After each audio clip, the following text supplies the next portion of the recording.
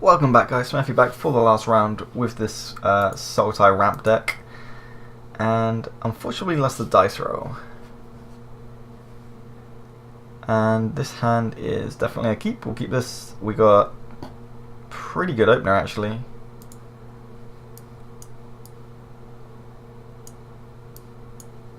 Our opponent's leading off with Mounted into Sensei's Divining Top, which is interesting.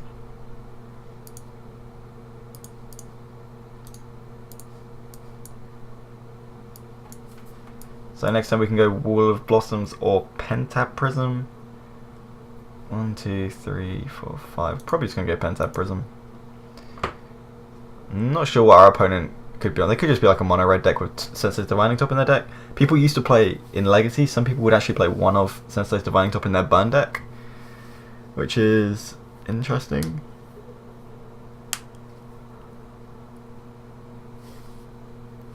Obviously you can't now, as Top has been banned finally, because it's just way too slow for slow players to play with. Including myself, I could definitely not play with Top quick enough for it to be fair in a tournament without people going to get time and stuff. It's just not a good card for competitive play, I don't think. So we've got Wall of Blossoms, Pentab Prism, or Awakening Zone. 1, 2, 3. I think we want to get Nissa down next turn, so we're just going to go ahead. Play the Prism. We could be greedy and use one to Wall of Blossoms here and hope to draw a land within the next 2 draws, but I don't think that's worth it. So we're just going to hit our opponent for 1. And pass the turn back. Our opponent's just going to spin Top. The fact that our opponent leads off with Sol Ring makes this game feel pretty unfair, but hopefully we don't lose to it.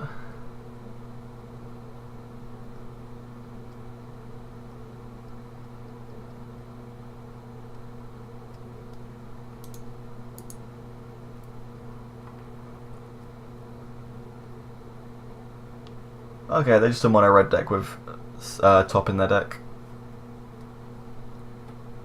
Obviously this is really bad for us, but I mean, if we're going to be able to pull it back, this is probably the kind of game. Oh, Sorrow Temptation is good. 1, 2, 3, 4, 5. Play Nissa, untap both. Play Wall of Blossoms. Doesn't do too much because of the creature they've got.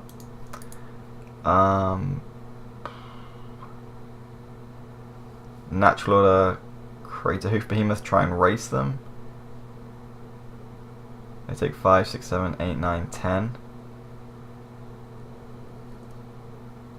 Then try and get a Nissa out as soon as possible. Oh no, because this will die, won't it? 1, 2, 3, 4.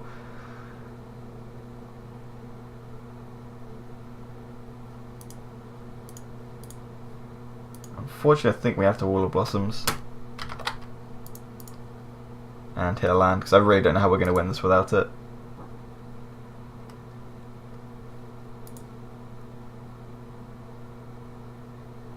That does not help.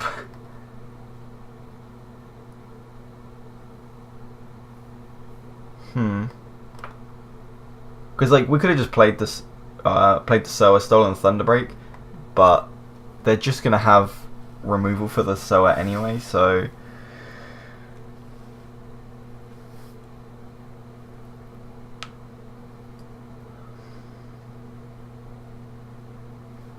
tap all of the, or tap this, play Awakening Zone. Next turn get 1, 2, 3, 4 mana instead of 1, 2, 3, 4, 5. But we have an Awakening Zone in play? Sure.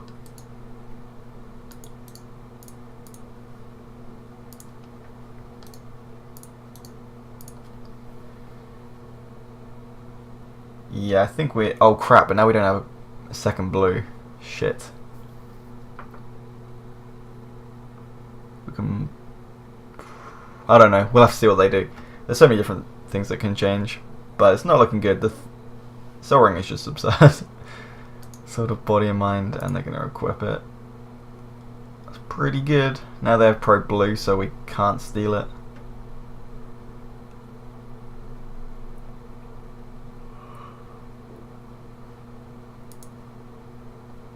I can't imagine what we could draw here to get us out of this, but so they're gonna mill us. We get dude.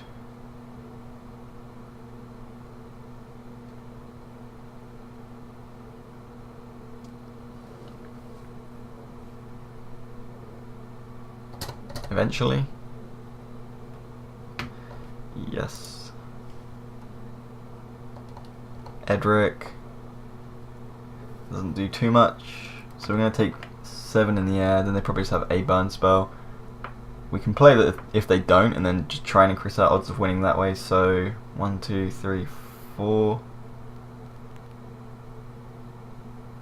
We can play Garrick.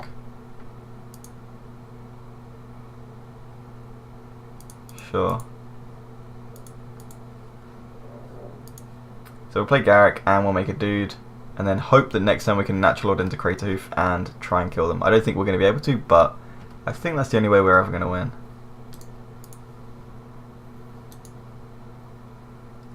So we're just going to... I think this is the most optimal way to win next turn. So, or at least increase our chances. So we've got one... Yeah, we can go 1, 2 plus Natural Order, Craterhoof. 1, 2, 3, 4 guys. So 4, 8, 12, 13, 14, 15, 16, 17, 18, 19, 20. Attack for 20.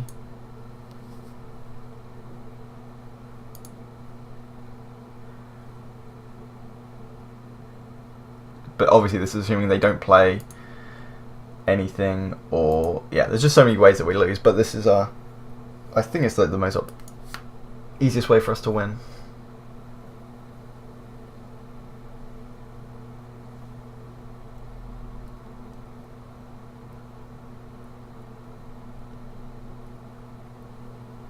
Just gonna fire us, sure. Alright, on to the next game. So what do we want? We want Songs of the Dryad, Vedris Gearhulk, and then we don't want Visions or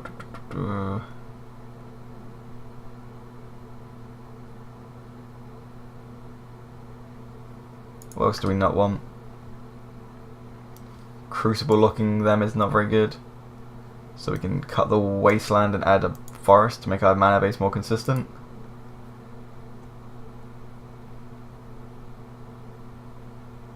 Yeah, I think that's everything. We could bring in the Westvale Abbey and try and flip it for Armandale, but yeah, sure, we'll play the Armandale over, I guess, the Forest we just added, and we'll pass turn. Oh, pass turn? Submit the deck. And yes, we definitely want to play first. Yeah, we'll keep this. So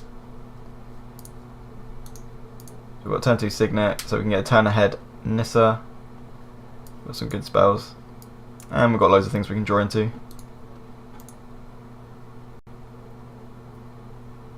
So our opponent has an island in their deck.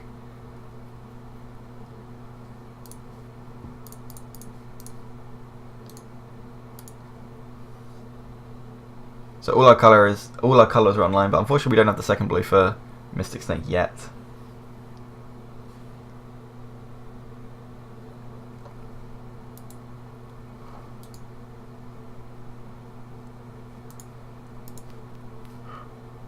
Excuse me. So Harsh Mentor is whenever an opponent activates an ability of an artifact, creature, or land here on the battlefield, if it isn't a mana ability, it does 2 damage to them. So luckily the Golgari Signet shouldn't be a mana ability. It is a mana ability.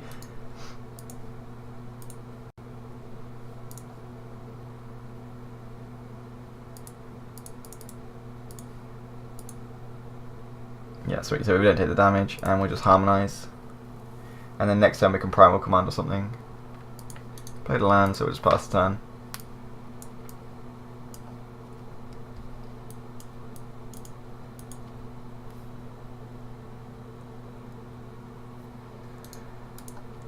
Gonna top. I do this during upkeep.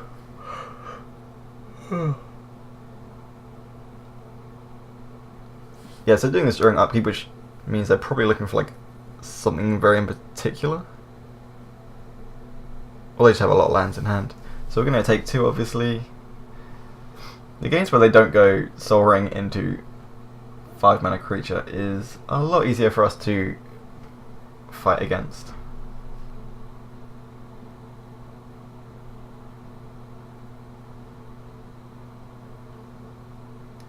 Let's just go forest, and then 1, 2, 3, 4, 5. Nissa into Wall of Blossoms, and if we could draw fast bonds, that would be great. No, we're not even going to resolve the Nissa. Remand. Okay, sure. Guess we just pass the turn back.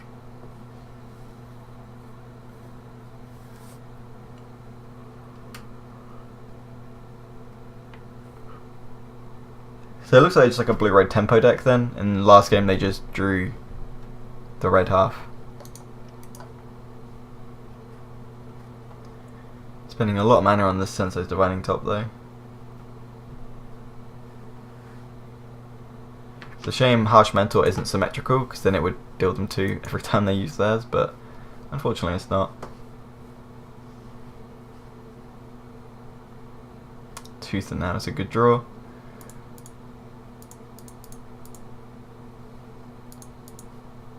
But again we're going to play Nissa and hope it resolves this time.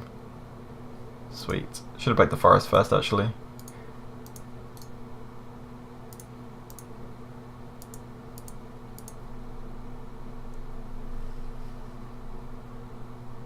I guess we could have played the Hissing Quagmire that turn actually. Whatever. We'll play Wall of Blossoms. Maybe draw into fast bonds. No. And pass the turn. Accidentally left a mana floating, but it's not the end of the world.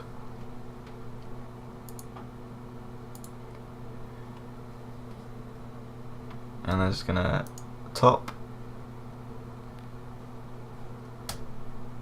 I'm surprised they didn't top and see if they have a counterspell, because then they could put top on top, draw the counterspell to counter Nissa, or at least try, but.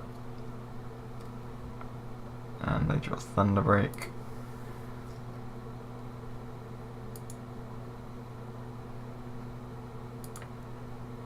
So they're going to kill Nissa here. We have a couple of turns to do something though, which is alright.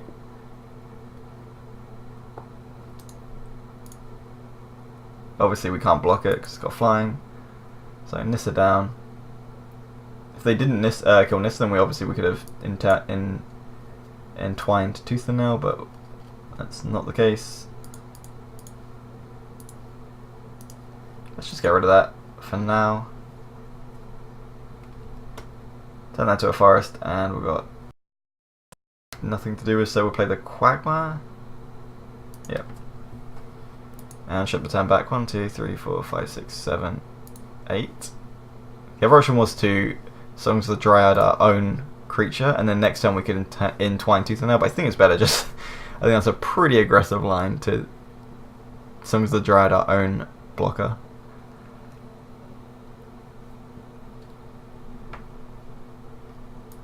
Chandra. Okay, that's a pretty quick clock. But 1, 2, 3, 4, 5, 6, 7, 8. Maybe we can draw something. Oh, we can just put Chandra on top or something, draw a bunch of cards.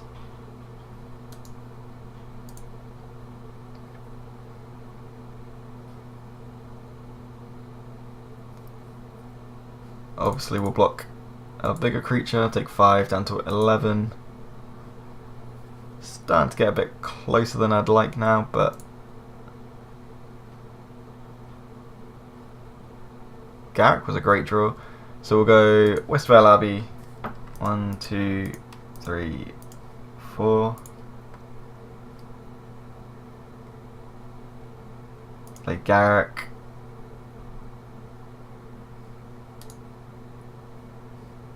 One, 2, 3, 4. Yeah, then untap these two, and just Primal Command, get rid of Chandra, gain some life.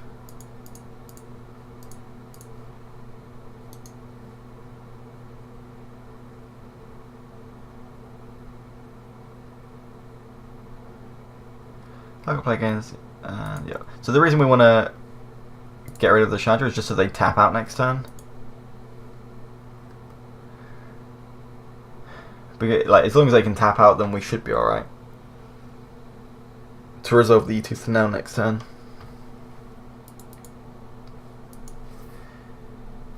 And whilst we won't kill her, I guess if they don't attack Garruk, then we could Garruk next turn as well, so we might be able to win. Very unlikely though. They're probably going to have to send everything at Garruk.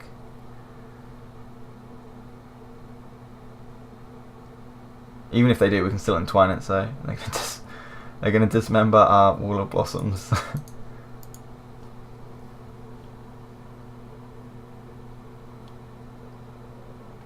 So I expect they're going to just play Chandra again here. Oh, they're going to top first, see what's on top. But yeah, if they play Chandra, then they'll send 5 at Garruk. 3 at us. Yep, there we go. Chandra's back, but they have double blue up, which is signals counter spells. The fact they they had to keep up double blue, didn't they? Because they don't have any spare red. So they should have 2 at Garruk. Wait, all going face? Wow, okay. Oh, Time Walk, sure. 3, 6, 8. Oh, we're not dead yet.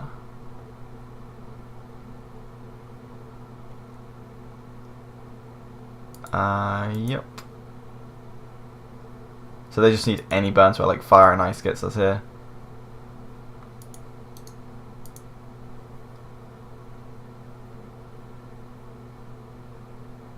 I don't think we could have beaten Time Warp reasonably, which is fair enough, but yeah, it's going to burn us eventually. Yep, we're definitely dead. So that last game was actually a little bit annoying that we never was able to ever entwine for Tooth and Nail, but entwine the Tooth and Nail, but maybe I should have just used it earlier or something. But yeah, whatever. Thanks for watching. If you want to see more cube videos, feel free to subscribe. The last 2 cube videos I uploaded, this one and the other one I've done, I think the other one was like number 5. I've got like really underwhelming decks, but if you go back and look at my older videos, then you see a lot more powerful decks. So hopefully I can like start cracking some more Power 9 and just more powerful cards in the future. But again, maybe it's just the drafting. I don't know. Anyway, thanks for watching. Catch you later. Peace.